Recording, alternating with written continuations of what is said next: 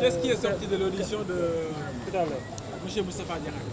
Oui, depuis ce matin, à partir de 11h, j'allais dire depuis 11h, Moustapha Diakhaté a été entendu par la division de la cybercriminalité. Et son audition tournait autour de l'analyse qu'il a faite à la suite des résultats des élections législatives.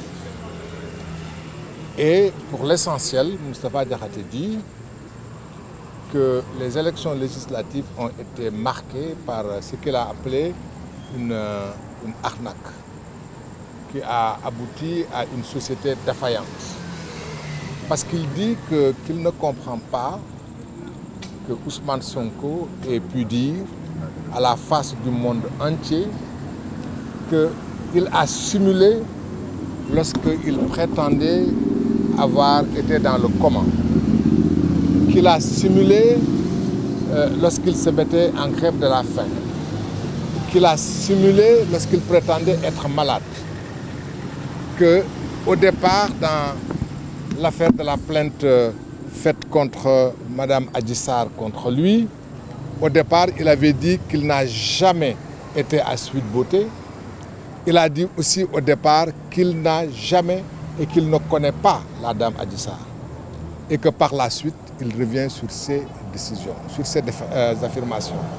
Et Moustapha Diakhaté dit que lorsque les électeurs votent pour quelqu'un qui dit qu'il a un projet qui a été conçu par 4000 Sénégalais, 4004 Sénégalais, et que quelques mois après que les Sénégalais ont voté pour lui, qui disent qu'il a mis en place un comité pour mettre en place et réfléchir sur le projet et l'élaborer, il dit que ces électeurs-là ont failli, ont été dupés. Tout son interrogatoire, toute l'audition n'a tourné qu'autour de ça. Qu'est-ce qu'il entendait par élection, par électeur dupé? Qu'est-ce qu'il entendait par électeur trompé? Et il n'a été interrogé que sur ça, exclusivement sur ça.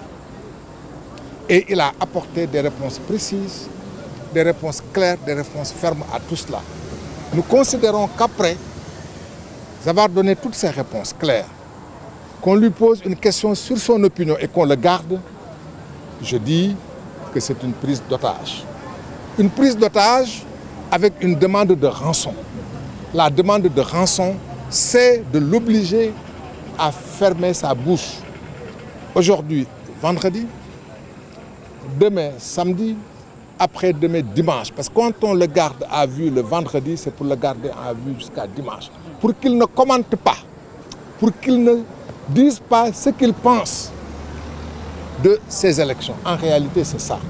Et nous considérons, lui, il a dit qu'il considère que c'est Ousmane Sonko en personne qui a actionné, j'allais dire, une police d'opinion pour porter atteinte à sa liberté. Et nous, en tant qu'avocats, nous estimons que dans un pays qui s'appelle Sénégal, alors que les Sénégalais ont fait la preuve de leur maturité, en votant dans le calme, en choisissant, et à ce que ce choix n'ait pas été contesté, et que ceux qui ont gagné aient été félicités par l'ensemble des acteurs, ce Sénégal-là ne mérite pas ça. Ce Sénégal ne mérite pas qu'un homme public qui émet une opinion et qui s'exprime sur la façon dont les électeurs se sont exprimés, on ne peut pas accepter qu'il soit pris en otage. C'est une prise d'otage par le gouvernement du Sénégal contre un homme politique qui s'est exprimé librement et qui a dit qu'il revient aux Sénégalais, aux partis politiques sénégalais, d'éduquer leurs militants, d'encadrer leurs militants. Vous avez vu ces passants qui nous insultent, vous avez vu ces passants qui s'expriment, alors que nous exprimons notre opinion et qui nous agressent. Déjà, ça veut dire que PASTEF n'a pas joué son rôle d'encadrement de ces militants qui doivent se comporter comme des Sénégalais, des citoyens responsables et exigeants, comme le dit Moustapha Diakhaté. Nous sommes là devant la presse sénégalaise, nous parlons au public sénégalais et ce sont des militants de Sonko qui viennent, qui nous agressent verbalement et qui veulent probablement nous empêcher de nous exprimer comme le gouvernement veut empêcher Moustapha Diakhaté de s'exprimer. Moustapha Diakhaté, en dernière analyse, il dit ceci, que lui, c'est un orfèvre et un pédagogue de la citoyenneté.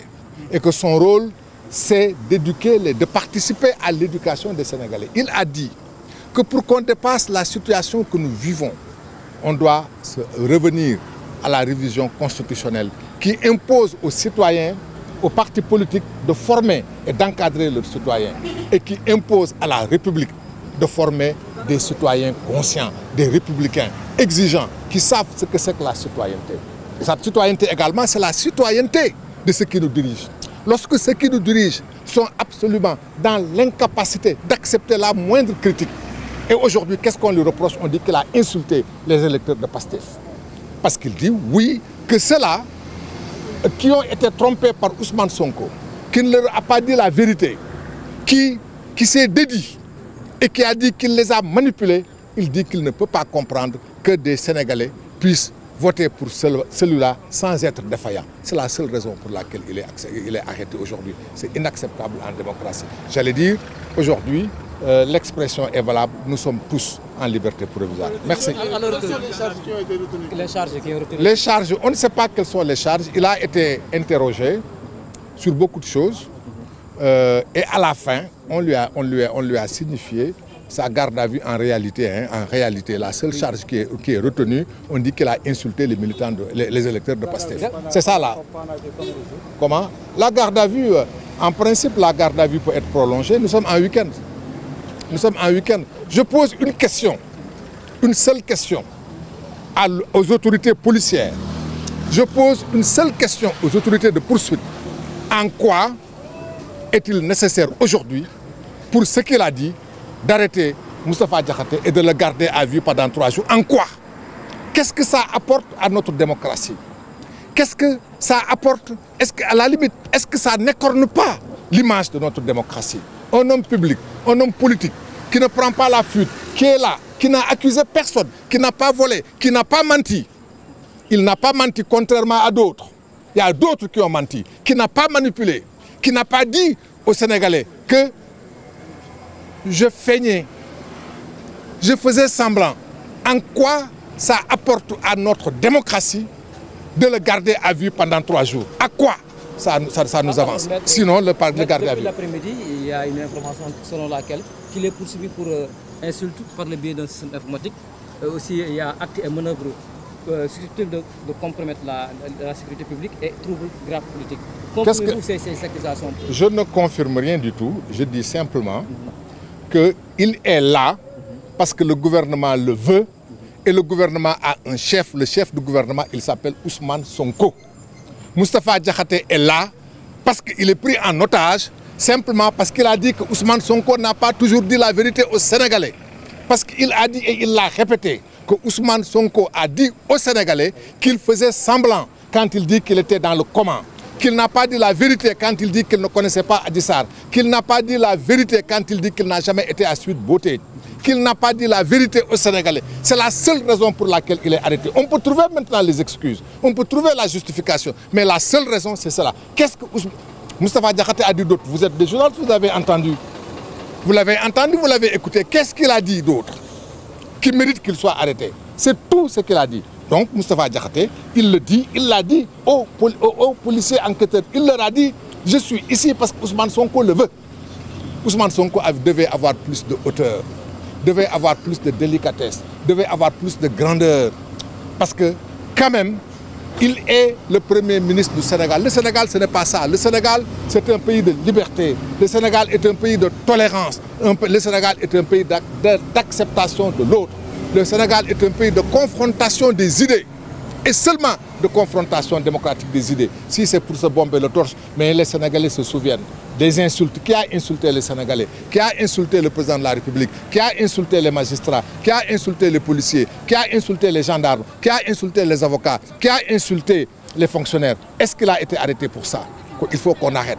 le pays, ce n'est pas de la revanche. Merci. Moustapha Diakhaté, dès qu'il est venu, il a dit « Je suis prêt ». J'ai dit à ma famille, à mon épouse, à mes enfants, qu'il se peut que je ne revienne pas. Il se peut même, c'est lui qui a dit, il se peut même que ça